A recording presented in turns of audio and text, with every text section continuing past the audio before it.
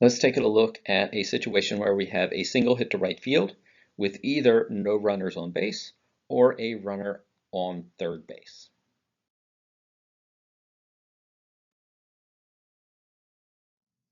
So on that hit, let's see where everybody needs to go. The right fielder is going to be fielding the ball, but let's take a look at everybody else. All right, so right fielder's got the ball. Center fielder is moving over to back up the right fielder. The second baseman's going to be a cutoff in case there needs to be a throw to second base. Shortstop's going to cover second base. Third baseman, there's no play at third. They can move up a little bit, be in line as a backup to a throw that might come to second base.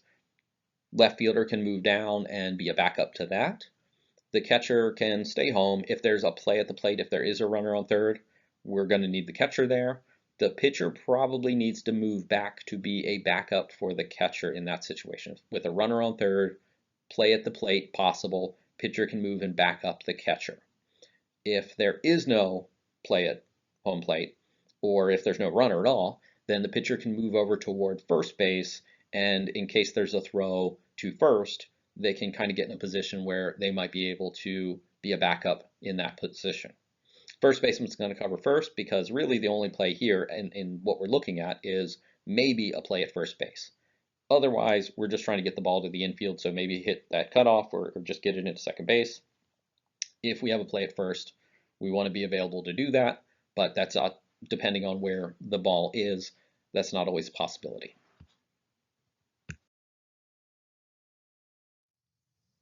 One additional little thing here is once the first baseman identifies that there's no play at first base, they can move out a little bit off the bag.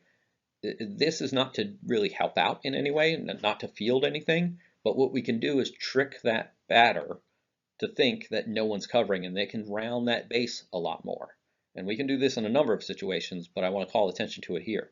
If the first baseman kind of walks off toward right field, that runner might be thinking there's nobody covering first. I can make a big turn and the pitcher's right there behind them. So the pitcher can sneak in or potentially the catcher in another situation might be there.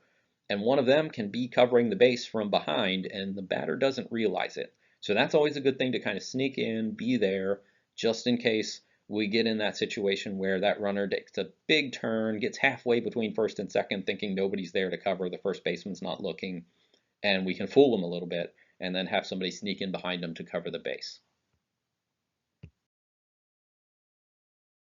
So here you go, you got two different lines.